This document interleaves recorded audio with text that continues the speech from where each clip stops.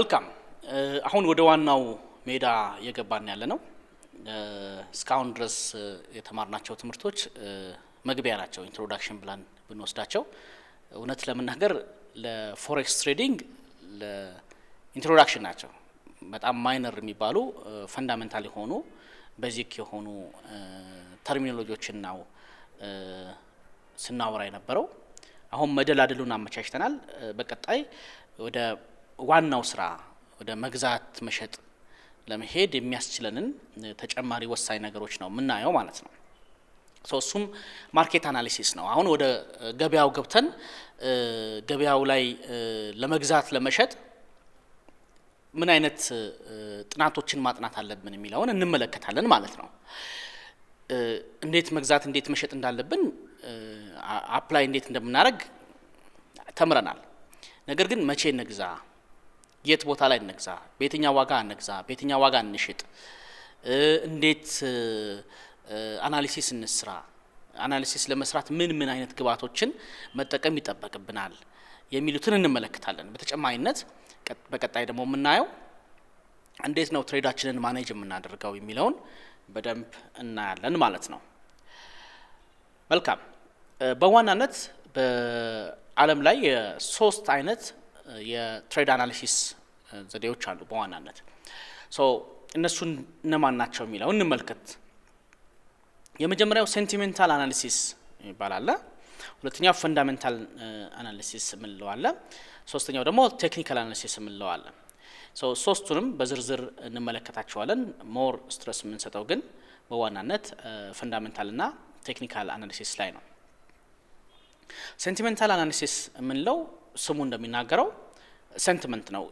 በዋናነት የትሬደሮችን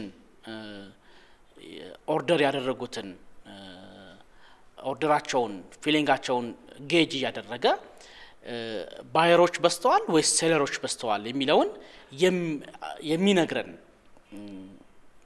የአናሊሲስ ዘዴ ነው።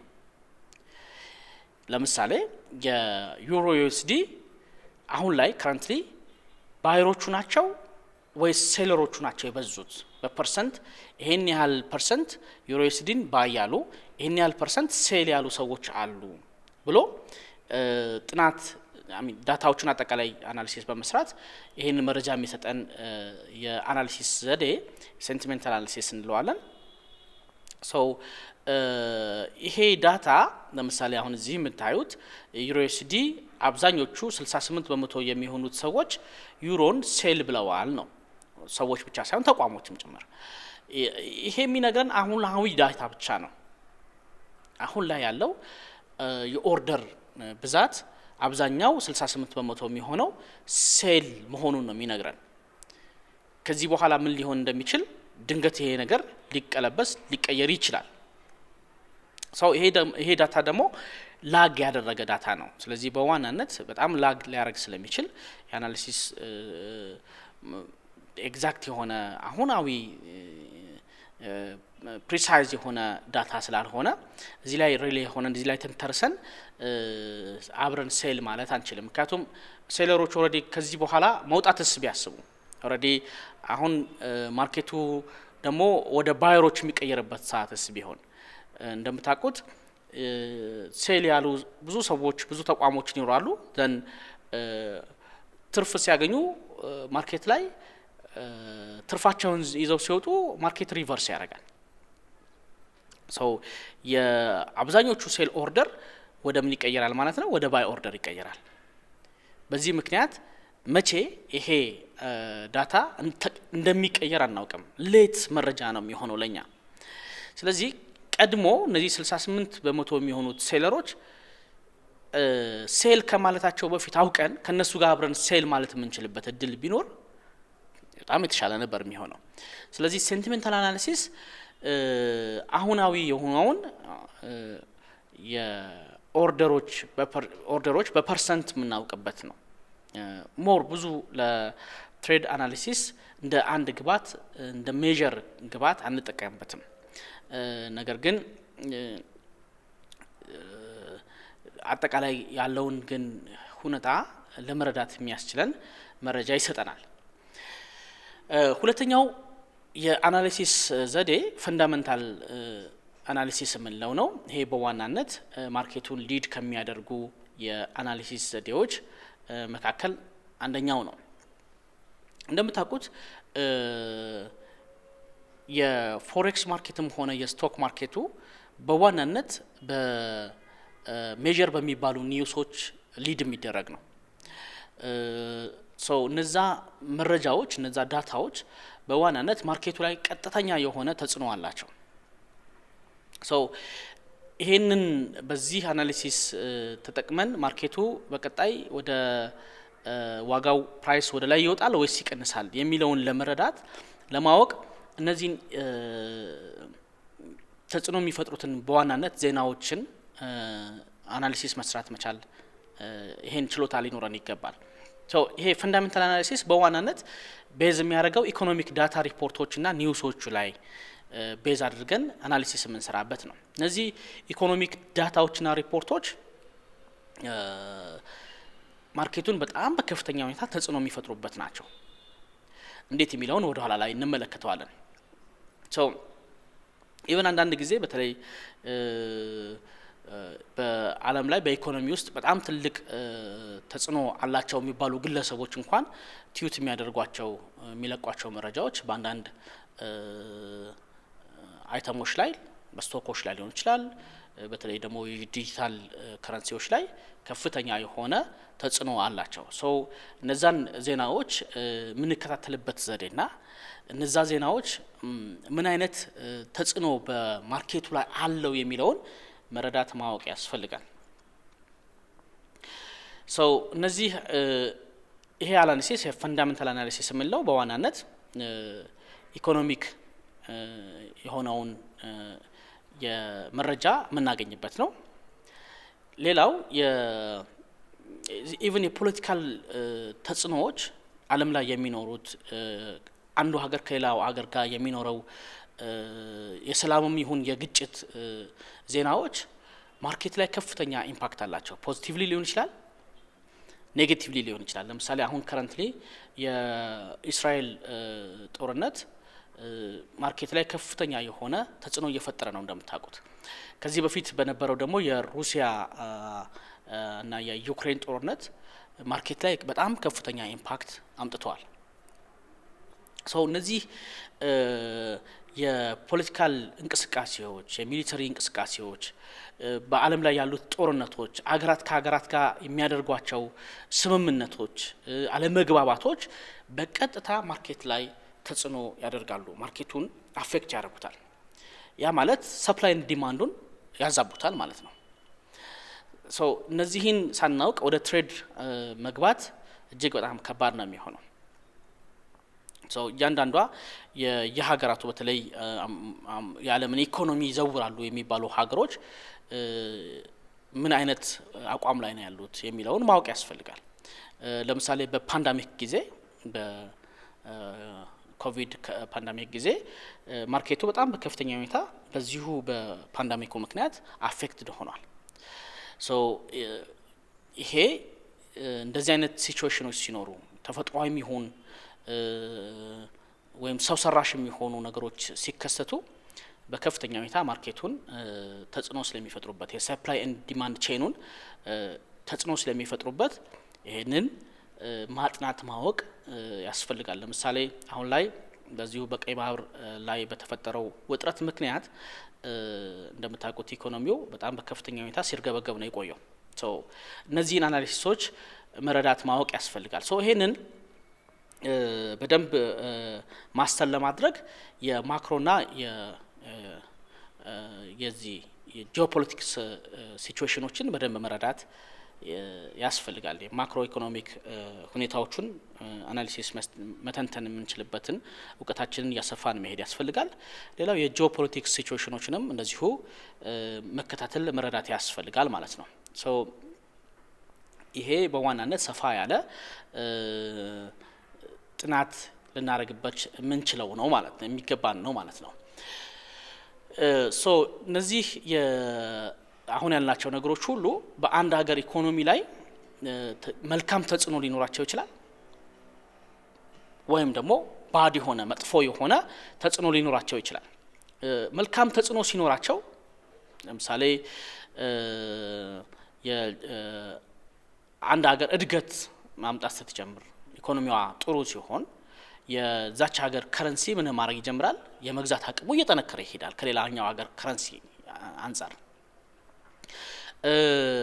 የሰላምና ሰላማዊ ሁኔታዎች ተረጋጉ ከሆነ የዛ ሀገር ኢኮኖሚ ማደግ ቻንሱ እየሰፋ ይመጣል። ነገር ግን አንድ ሀገር ለምሳሌ አሁን ላይ ባለው ውጥረት አሜሪካ ከቻይና ጋር ጦርነት ልትገባ ትችላለች የሚል ግምቶች አሉ። አሜሪካና ቻይና ጦርነት ውስጥ ቢገቡ የአሜሪካ ኢኮኖሚ የሚሻሻል ይመስላችኋል? አሜን የመግዛት አቅሙ የዶላር ከፍ የሚል ይመስላችኋል? ሰው ሁሉ ፓኒክ ስለሚያደርግ ምን ያደርጋል? ዶላርን ከእጁ ማስወገድ ይጀምራል፣ መሸጥ ይጀምራል። አብዛኛው ዶላር ላይ ከፍተኛ የሆነ ኔጌቲቭ ኢምፓክት ይኖረዋል ማለት ነው። እንዲህ አይነት መረጃዎችን በደንብ በአግባቡ ለዛ ሀገር ኢኮኖሚ ወይም ለዛ ሀገር ከረንሲ ትሬድ ልናደርገው ለምናስበው ከረንሲ መልካም ዜና ነው ወይስ መጥፎ ዜና ነው የሚለውን አናሊሲስ መስራት ያስፈልገናል ማለት ነው። ይሄንን አናሊሲስ የምንሰራበት ራሱን የቻለ እነዚህ ዜናዎች ሜጀር የሚባሉ ዜናዎች የሚወጡበት ራሱን የቻለ ፕላትፎርሞች አሉ። እነዛን ፕላትፎርሞች በመጠቀም መቼ ምን ሰዓት ላይ ምን አይነት ዜና ወጣ የሚለውን በመረዳት ትሬዳችንን መምራት ይጠበቅብናል ማለት ነው። በዓለም ላይ በፎሬክስ ትሬዲንግም ይሁን በስቶክ ማርኬት ትሬዲንግ ላይ ከፍተኛ ተጽዕኖ ይፈጥራሉ ተብሎ የሚባሉት ዜናዎች እነዚህ የምንመለከታቸው ናቸው። የመጀመሪያው የኢንትረስት ሬት ነው። የአንድ ሀገር ኢንትረስት ሬት በዛ ሀገር ከረንሲ ላይ ከፍተኛ የሆነ በጎም ይሁን መጥፎ ተጽዕኖ ሊኖረው ይችላል። እንደምታውቁት ኢንትረስት ሬት በቀጥታ የገንዘብን የመግዛት አቅም ዲተርማይን ከሚያደርጉት ፋክተሮች አንደኛው ነው። ብቸኛው አይደለም፣ ነገር ግን አንደኛው ነው። ስለዚህ አንድ ሀገር ለምሳሌ አሜሪካ አሁን ላይ ካልተሳሳትኩ 5 አካባቢ ኢንትረስት ሬት ነው ያላት። ኢንትረስት ሬት ምን ማለት ነው ሲባል ያው ባንክ ላይ ቁጠባ ለሚያደርጉ ግለሰቦችም ይሁን ተቋሞች የሚያገኙት ትርፍ ነው። በቁጠባቸው የሚገኝ ትርፍ ነው። ይሄ የኢንትረስት ሬት በጣም እያደገ ከመጣ ኢኮኖሚው ላይ ኔጌቲቭ ኢምፓክት ነው ያለው። ኢንትረስት ሬቱ እየቀነሰ ሲመጣ ደግሞ እንደዚሁ ይሄ በቀጥታ ከኢንፍሌሽን ጋር ከሌሎችም ጉዳዮች ጋር የተያያዘ ነው። ነገር ግን በጣም ያበጠ ሲመጣ ግን የዛ ሀገር ኢኮኖሚ ጤነኛ እንዳልሆነ የሚያመላክት ነው። በዚህ ምክንያት ኢንትረስት ሬት አንድ ሀገር ስታወጅ ማርኬቱ ላይ ምን አይነት ኢንትረስት ሬት ሊወሰን እንደሚችል ዜናው እስካልወጣ ድረስ ስለማናቅ ኢንትረስት ሬቱ ሲወጣ ኔጌቲቭ ኢምፓክት ወይም ፖዚቲቭ ኢምፓክት ሊኖረው ይችላል። ስለዚህ እንዲህ አይነት ዜናዎች ከመለቃቀታቸው ከ1 ሰዓት ከ2 ሰዓት ከ3 ሰዓት በፊት ትሬዶቻችንን ዘግተን መውጣት መቻል አለብን። ሌላው በሜጀር ኒውስ ከሚባሉት መካከል አንኤምፕሎይመንት ሬት ነው። ሀገራት የስራ አጥ ቁጥራቸውን በየጊዜው ሪፖርት ያደርጋሉ። እነዚህ የስራ አጥ ቁጥር ሲጨምር ኢኮኖሚውን ይነግረናል፣ ጤነኛ ነው አይደለም የሚለውን። የስራ አጥ ቁጥሩ ሲቀንስ እንደዚሁ ይነግረናል። ለምሳሌ የስራ አጥ ቁጥሩ በጣም እየበዛ ከመጣ የጨመረ ከመጣ ለምሳሌ ከባለፈው ወር አንፃር ከባለፈው አመት አንፃር የዚህ አመት የስራ አጥ ቁጥሮች በአንድ ሀገር ላይ የጨመረ ከመጣ የዛ ሀገር ኢኮኖሚ ጤነኛ አይደለም ማለት ነው። ታውቋል። ስራ አጡን የበለጠ ያባባሰው መጥቷል። ስራ ኢኮኖሚው የተንቀሳቀሰ ያለው ገንዘብ ስራ አጡን አብዞርብ ማድረግ አልቻለም ማለት ነው። በዚህ ምክንያት የዛ ሀገር የገንዘብ የመግዛት አቅም እየቀነሰ ይመጣል። እነዚህን ዜናዎች በየጊዜው መከታተል ያስፈልጋል። ለምሳሌ አሜሪካ በየሳምንቱ ሐሙስ አንኤምፕሎይመንት ሬቷን ታሳውቃለች። ምን ያህል ስራ አጥ አብዞርብ አድርጓል ማርኬቱ የሚለውን የጠየቀው ምን ያህል ሰው ነው፣ ስራ ያገኘው ምን ያህል ሰው ነው የሚለውን በየጊዜው መረጃ ይወጣል። በየወሩ በየጊዜው የራሳቸው ካሌንደር አላቸው። እነዛን ካሌንደሮች እየተከታተሉ የስራ አጥ ቁጥሩን ሬቱን ማወቅ ያስፈልጋል። ይሄ አንደኛው ኢኮኖሚ ላይ ተጽዕኖ ከሚፈጥሩት መካከል ዜናዎች መካከል አንደኛው ነው። ሌላው ኤንኤፍፒ ምንለው ከነን ፋርም ፔሮል ምንለው ኒውስ አለ። ይሄ አሜሪካ የምታወጣው ዜና ነው። እንደምታውቁት ዶላር በዓለም ኢኮኖሚ ላይ አሁንም ከባድ ተጽዕኖ አላቸው ከሚባሉት ገንዘብ አይነቶች አንደኛው ነው። ስለዚህ የዶላር ላይ የሚወጡ ዜናዎች አጠቃላይ የዓለምን ኢኮኖሚ በበጎም ይሁን በመጥፎ መልኩ ተጽዕኖ ይፈጥሩበታል።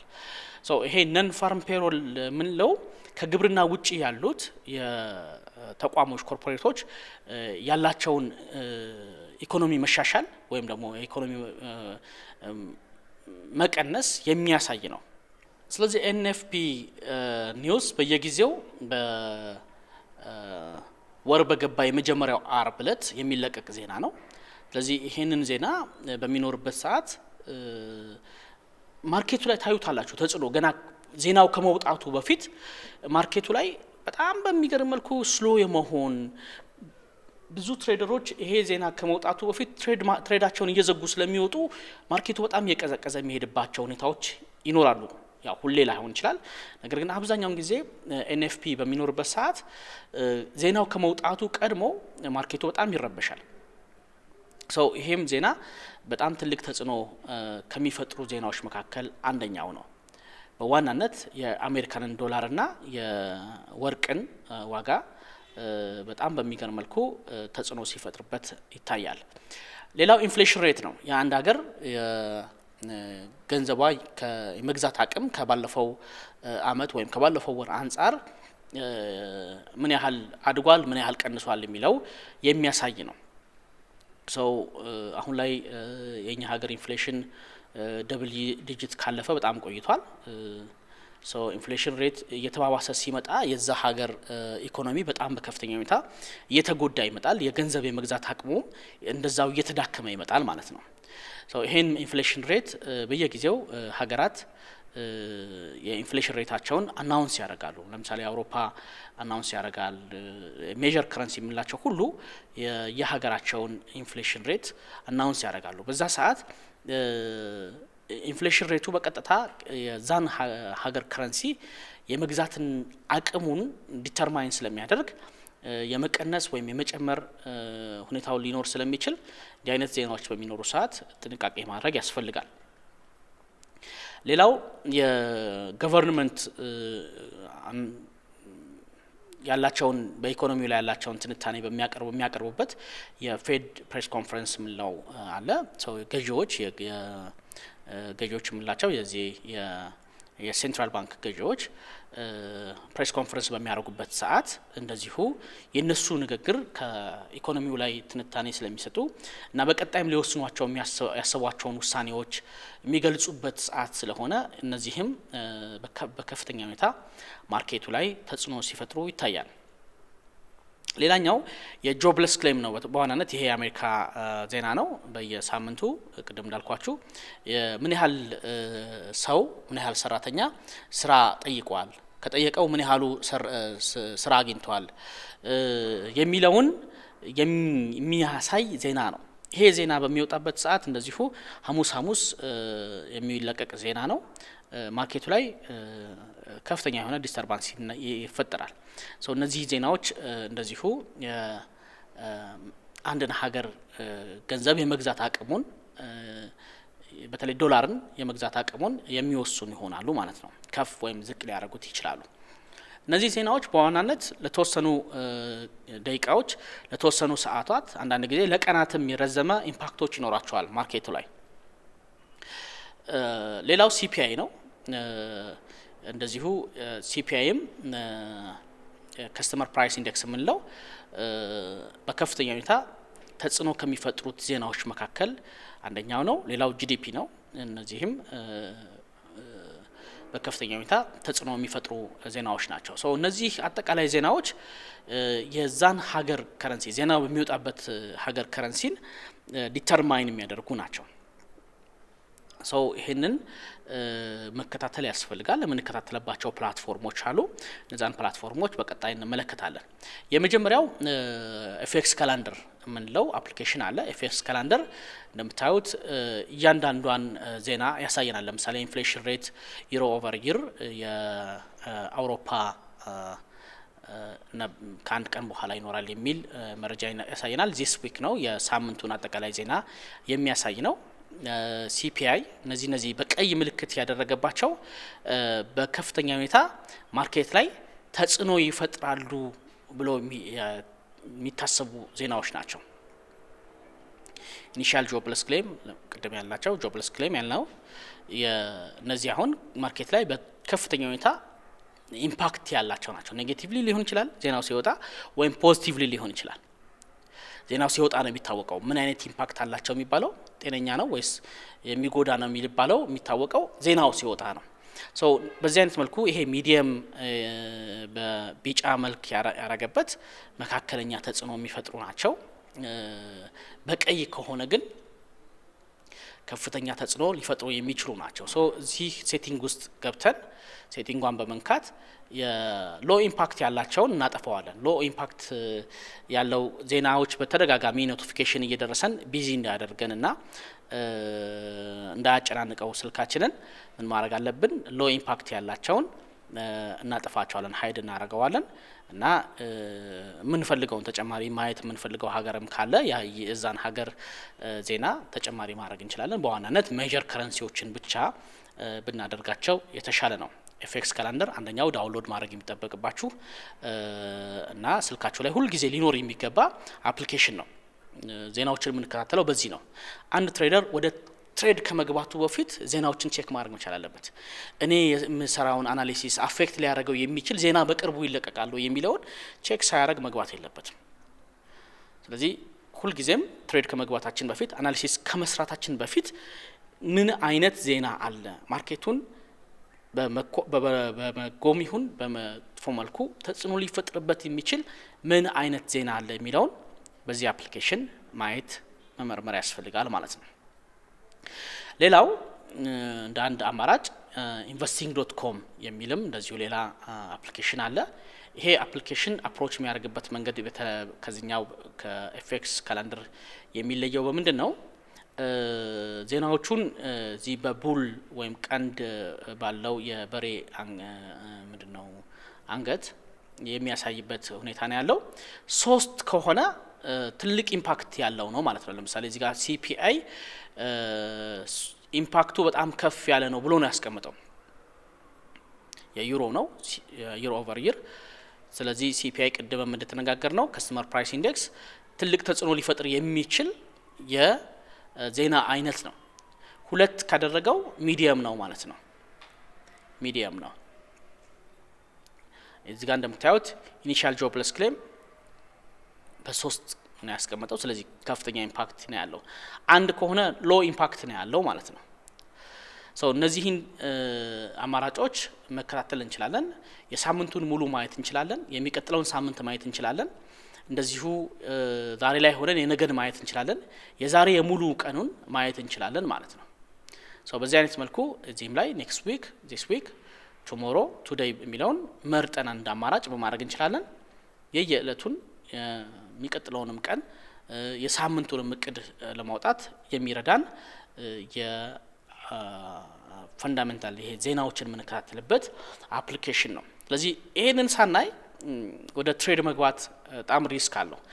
በጣም ጥሩ ትርፍ ላይ ሆነን ድንገት ዜና ይወጣና ከኛ በተቃራኒ ይሄድና ከትርፍም ያስወጣናል። ስቶፕ ሎሳችንንም አልፎ አንዳንድ ጊዜ ትልቅ ኪሳራ ሊያደርስ ይችላል። ኒውሶች ስቶፕ ሎስ አያከብሩም። በተለይ በጣም ሃይ ኢምፓክት ያላቸው ዜናዎች ከሆኑ በጣም በጣም በጣም በከፍተኛ ሁኔታ ጥንቃቄ ማድረግ ያስፈልጋል። አንዳንድ ጊዜ ስቶፕ ሎሳችንን ሁሉ ጥሶ ሊሄድ ይችላል። ስለዚህ እሱን ጥንቃቄ ማድረግ ያስፈልገናል ማለት ነው። እነዚህ ቅድም በዋናነት ያላቸው ናቸው። እነዚህን ዜናዎች በአግባቡ መተንተን ያስፈልጋል። ከዚህ ውጪ በእነዚህ ዜናዎች ማናገኛቸው አንዳንድ ኢምፓክቶች ይኖራሉ። ለምሳሌ ፖለቲካል ሁኔታዎችን፣ የተፈጥሮ አደጋዎችን እነዚህ ዜናዎች ላይ አናገኝም። ለምሳሌ የመሬት መንቀጥቀጥ ጃፓንን ቢመታት የጃፓን ኢኮኖሚ ላይ ትልቅ ተጽዕኖ ይፈጥራል። ስለዚህ ዩኤስዲ JPYን ትሬድ የሚያደርግ ሰው ጃፓን ውስጥ የመሬት መንቀጥቀጥ መነሳቱን ካላወቀ የሚሰራው አናሊሲስ ላይ ትልቅ ተጽዕኖ ይፈጥርበታል። ስለዚህ የጂኦፖለቲክስ ሲቹዌሽኖችን መረዳት ያስፈልጋል፣ ከፍተኛ የሆነ ኢንፍሉዌንስ ስላላቸው ማለት ነው።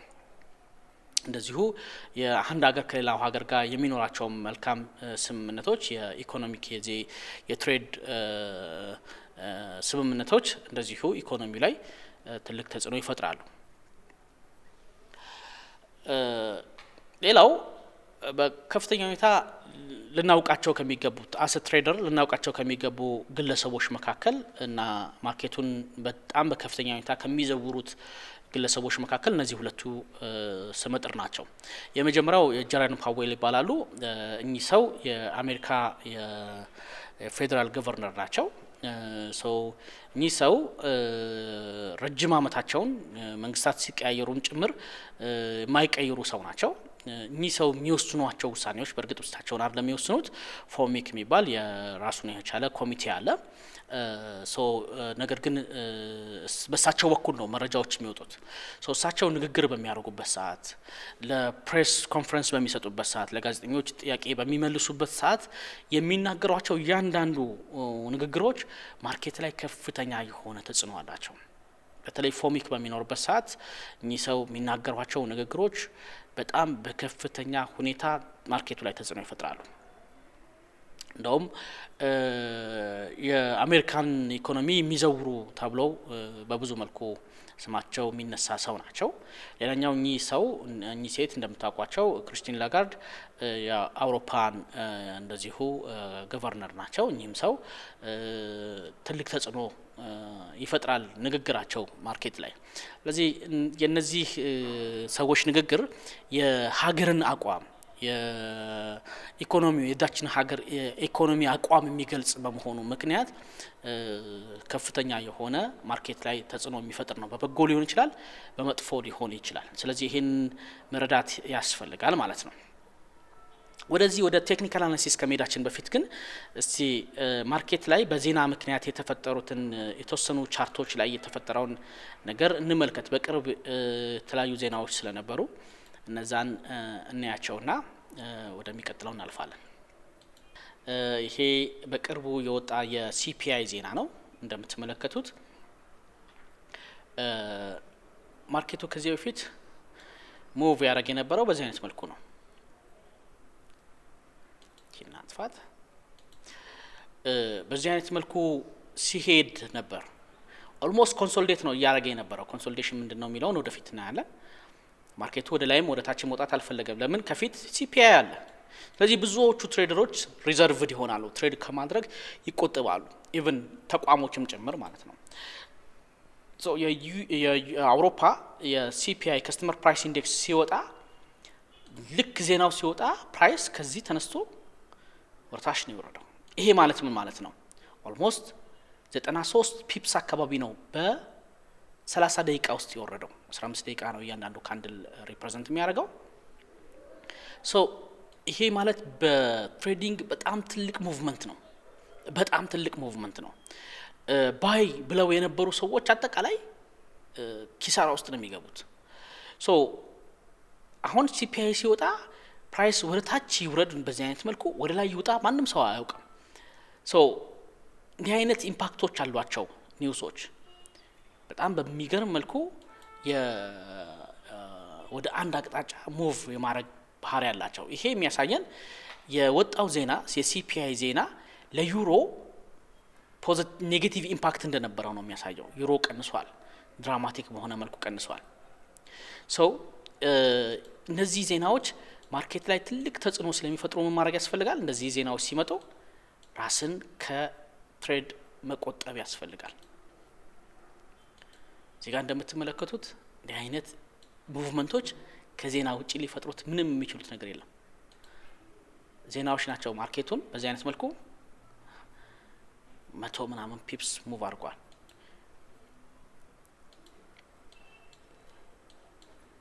ሶ እነዚህን ዜናዎች ምን ማድረግ ያስፈልጋል? አቮይድ ማድረግ ያስፈልጋል። ጎልድ ላይ የሚኖረውን ተጽዕኖ እንመልከት። ዜናዎች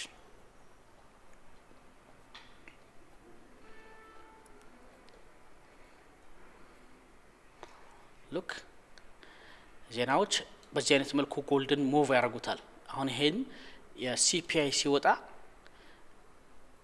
ዶላር ጠንካራ በመሆኑ ምክንያት የአሜሪካ ሲፒአይ ነው።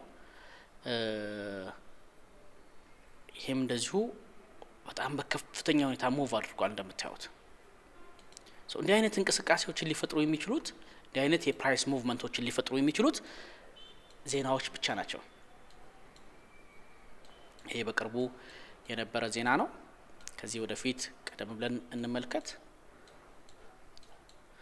ያውላችሁ እዚህ ጋር እንደምታዩት ይሄ ሙቭመንት በዜና ምክንያት ነው። ይሄ ሙቭመንት ወደ ላይ በዜና ምክንያት ነው። ይሄ እነዚህ ሙቭመንቶች አጠቃላይ በዜና ምክንያት የተፈጠሩ ናቸው። ማይነር የሚባሉ ዜናዎች የሚፈጥሯቸው ናቸው። ከዚህ በፊት ያለ አንድ ቢግ ሙቭ አለ። እሱን ላሳያችሁ። ያውላችሁ እዚህ ጋር ቁመቱን ካላሳጠርኩት ከሌሎቹ አንፃር እጅግ በጣም በቃ ይሄ ኤንኤፍፒ የፈጠረው ኒውስ ነው። ኤንኤፍፒ አይደለም፣ ኢንፍሌሽን ሬት የፈጠረው ኒውስ ነው። እንደምትመለከቱት ከዚህ ተነስቶ ላይ ድረስ ሙቭ አድርጓል። ጎልድ ዋጋው እንዲጨምር ሆኗል። እነዚህ ዜናዎች በዚህ አይነት መልኩ ማርኬቱን አፌክት ስለሚያደርጉት በማድረግ ያስፈልጋል። ራስን ከትሬድ መቆጠብ ያስፈልጋል። ትሬድ በእነዚህ ዜናዎች በሚወጡበት ሰዓት ትሬድ ማድረግ ገንዘብን ለማጣት ካልሆነ በስተቀር ምንም አይነት ሌላ ትርጉም አይኖረውም። በአግባቡ ትሬዳችንን ከነዚህ ዜናዎች ጠብቀን ምን ማድረግ ያስፈልጋል? ትሬድ ማድረግ ያስፈልጋል። ግልጽ ነው። እነዚህ ዜናዎችን ትሬድ አታድርጉ የሚባለው እንዲሁ ለማለት ያህል ብቻ አይደለም። በዋናነት ማርኬት ላይ ትልቅ ተጽዕኖ ስለሚፈጥሩ ነው። ማርኬቱ ላይ ትልቅ ተጽዕኖ ይፈጥራሉ። ስለዚህ እነዚህን ዜናዎች ትሬድ ከማድረግ መቆጠብ ያስፈልጋል ማለት ነው። በጣም ጥሩ፣ እንቀጥላለን።